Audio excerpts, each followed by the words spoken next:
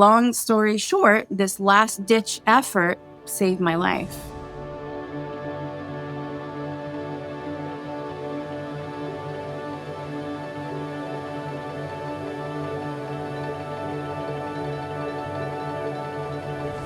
Hi, my name is Dyane Harwood. My name is Mendez. I myself have a long history of mental health disorders. I'm Chloe from South Korea. I've been on the keto diet for about 5 years now. Hi, my name is Michael. I suffered for a long time with bipolar disease, type 2. I would take medicines, they weren't right for me. Hello, my name is Robyn Dobbins, formerly diagnosed as bipolar with depression. I have been living in a ketogenic diet for about 6 years. I was hospitalized over 10 times in psych units. And this is all having a baby and a toddler. The medications, they made me stable and I could get out of bed every day and just do the things that a mom needs to do. I didn't have a whole lot of energy. I always felt like I could do a lot better. I knew I had bipolar since I was little. I had my first suicidal attempt when I was 12, and it was ongoing ever since then. Before I started to use ketogenic therapy, my life was in a very dark place. And by the time I was 41, I was absolutely ready to end it, and I was making plans. I was diagnosed as bipolar and severely depressed, and I was heavily medicated. Medication has its place, absolutely. But, for me, it just wasn't a long-term solution.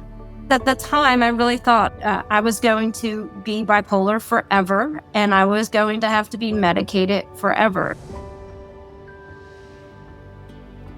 I started to go online, and the first thing I looked for were patient experiences. People writing, a late diagnosis or, I have this illness, and they were sharing their stories. I started watching Dr. Ian Campbell and Matt Bazzucchi's podcast. I was so fascinated by that there was a different kind of way to support, healing. A lot of my life, I've been into fitness, and I thought keto, something about it just turned me off. I became a vegan 5 years ago, and I just quickly Googled it, and I saw that you can do vegan keto. So I thought, okay, I'll just give it a shot. And so I started doing it without any idea that it could help with mental illness at all. But all of a sudden, I didn't have to take that nap anymore. I was trying to do this for my dermatitis, and dermatitis went away in 2 weeks. But I think about 3-4 weeks mark, I started to notice this improvement of mood and stabilization of mood. So that's when I started looking to keto more deeply.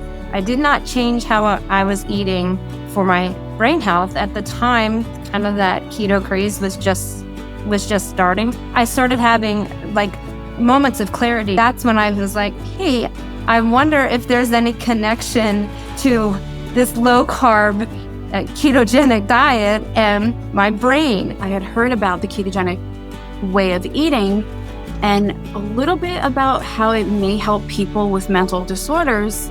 And so I said, okay, I'm going to try this way of eating. I don't know how I'm going to do it because I was a tremendous sugar addict. This last-ditch effort saved my life. If I look back at where I was before, it's all just gray. Even having these 2 children, there was nothing that really brought me any joy. And now there's just color and I'm able to do things. I had never in my life felt that normal. I was like, is this how people feel? For the first time, I felt this is how normal people feel like. I actually, for the first time in my life, have energy to exercise. I didn't crave the carbohydrates. I can walk by a pizza and not even look at it. That's crazy. Not mental illness. Mental illness is not crazy. Walking by a pizza. My cycles have gotten so small that it's completely manageable. And I would say in the past month, I'm not even having that anymore. It's hard to get through the stigma, the challenges of the healthcare system as it is today, and the very pharmaceutical-based system that we have today. I think the hardest part is dealing with other people's judgments and skepticism. If you're constantly having an earthquake unexpectedly, how are you to build anything? Keto for me is the foundation that allows the other therapies and tools to actually work. If you have a mental illness and you are in the depths of despair, there is hope. You're going to feel different when you realize how powerful this treatment is. Make sure that you're talking to people that you care about so that you hear that they care about you. If it's something that you want to do, find the people that will support you, and those people might be strangers. It might be online support groups. When you feel better, you're incredibly motivated and empowered to commit to this lifestyle, especially when your cravings are gone.